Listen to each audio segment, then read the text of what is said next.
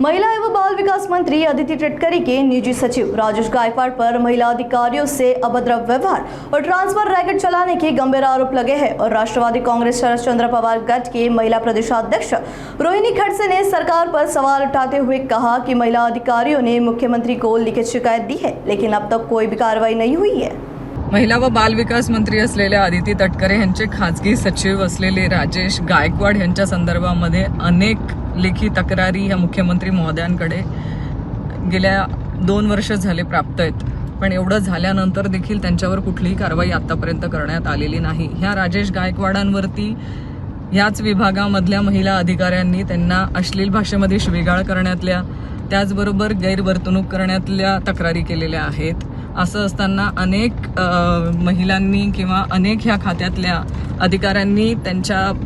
ह्या राजेश गायकवाडांनी बदल्यांसाठी आर्थिक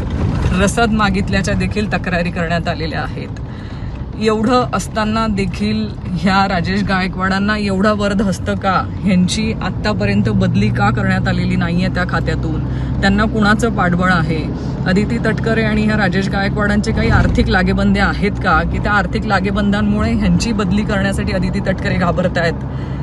का? राजेश गायकवाडांना पाठीशी घालण्याचं काम अदिति तटकरे करतायत हा सवाल आज आम्हा सगळ्यांना पडतोय। कारण ज्या महिला व बाल विकास खात्याकडून महिलांना, महाराष्ट्रातल्या महिलांना सुरक्षित वातावरण देण्यासाठी, महिलांच्या योजना ह्या योग्य रीतीने पार पडण्यासाठीच्या अनेक महिलांच्या संदर्भातलं हे खातं असताना जर ह्याच विभागातल्या महिला अधिकाऱ्यांना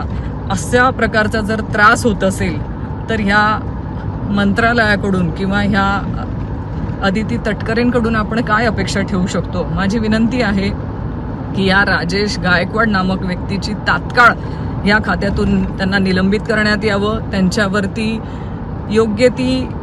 चौकशी समिती नेमण्यात यावी, जेणेकरून त्याला कुणाचा वरदहस्त होता आणि तो एवढ्या ह्या ज्या बदल्यांमध्ये जे आर्थिक व्यवहार होत आहेत त्याच्यामध्ये ह्याचा सहभाग तर आहेच, पण त्याचबरोबर